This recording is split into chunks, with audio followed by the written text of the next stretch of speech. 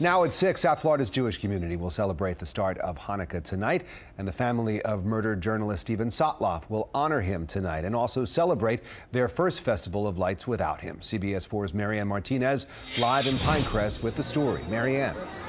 Well, Rick, as you just mentioned, Hanukkah is the Festival of Light, so there's a pretty light atmosphere here at the Chabad House in Pinecrest right now. But in about an hour, Steven Sotloff's parents will light the first Menorah candle here, and they are expected to speak publicly about their son since his death.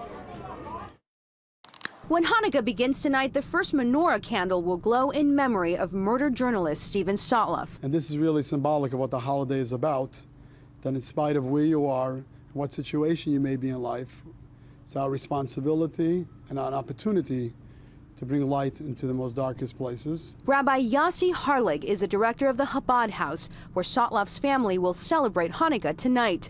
Sotloff was kidnapped by the terrorist group ISIS in August of 2013. His kidnapping had been kept mainly secret until ISIS publicly threatened Sotloff's life in a video this year.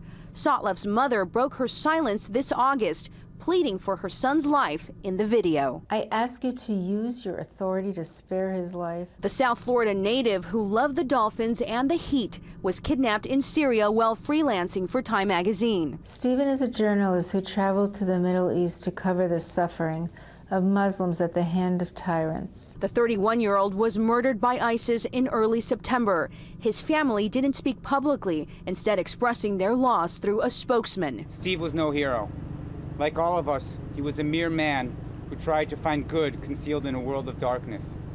And if it did not exist, he tried to create it. Tonight, Sotloff's parents will light the first Menorah candle in his honor, a testament to their faith and strength. Steven's grandparents were Holocaust survivors. So he was raised in a home that you could come from the darkest places where no one could imagine that type of darkness and pain. Yet you realize that no matter what you go through in life, you have an opportunity to leave that place. Now again, those remarks from Steven Sotloff's parents expected in about an hour, and we will have coverage of that tonight at 11. In Pinecrest, Marianne Martinez, CBS 4 News. Thank you, Marianne.